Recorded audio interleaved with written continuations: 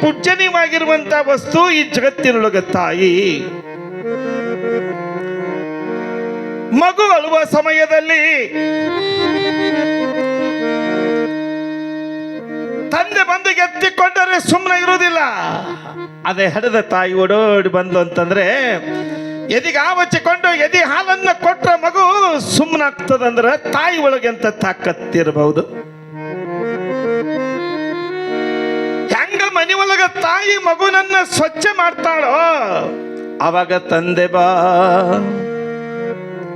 ಬಾ ನನ್ನ ಮಗನೇ ಅಂತ ನೀವ ಅದಾಗ ಮಗು ಹೇಸಿಗೆ ಮಾಡ್ಕೊಂಡಿದ್ರೆ ನಡಿ ಆ ಕಡೆ ಬರಬೇಡ, ನೀನು ನಾನು ಕಿಮ್ಮತ್ತಿನ ಬಟ್ಟೆ ಹಾಕೊಂಡೇನು, ಬಟ್ಟೆ ಎಲ್ಲ ಹೊಲಸಾಗ್ತದೆ ಅಂತಿರ್ತಾನಿವ. ಅದೇ ತಾಯಿ ಹೊಲಸು ಮಾಡಿಕೊಂಡ ಹುಡುಗನನ್ನ ಸ್ವಚ್ಛಗೊಳಿಸಿದಾಗ ಆ ಹುಡುಗನ್ನ ಎತ್ಕೊಂತಾನೆ. ಅದೇ ತರನಾಗಿ ಮನುಷ್ಯ ಅನ್ನುವ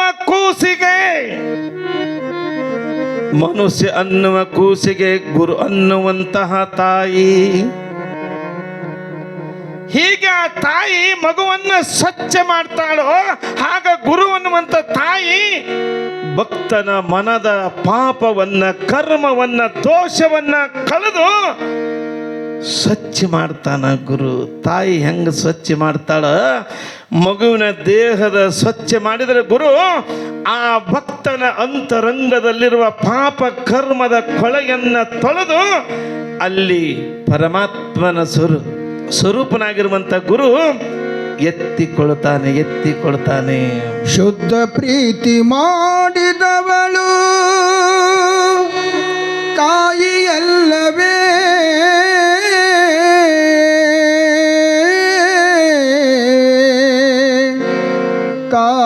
ತಾಯಿಯಲ್ಲವೇ ನಮ್ಮ ತಾಯಿಯಲ್ಲವೇ.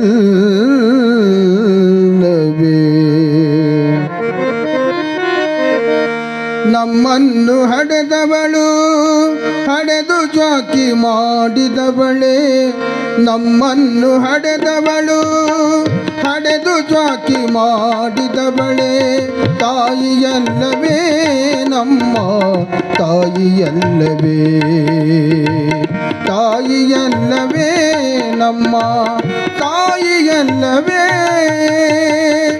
ನಮ್ಮನ್ನು ಹಡೆದವಳು ಹಡೆದು ಜ್ವಾಕಿ ಮಾಡಿದವಳೇ.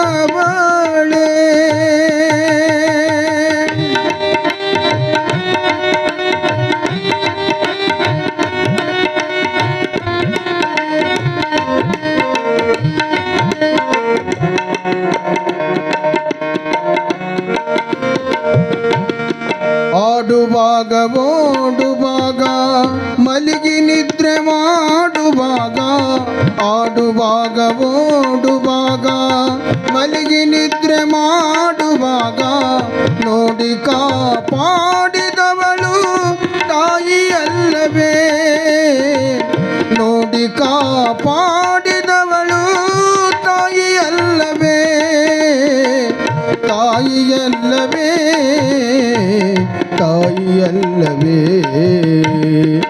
ನಮ್ಮನ್ನು ಹಡೆದವಳು ಹಡೆದು ಜ್ವಾಕಿ ಮಾಡಿದವಳೇ.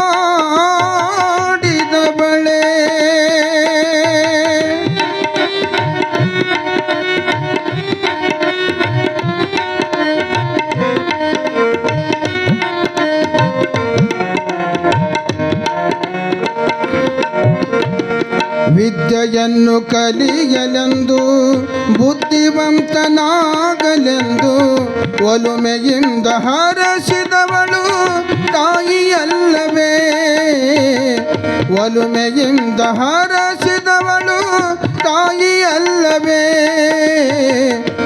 ನಮ್ಮನ್ನು ಹಡೆದವಳು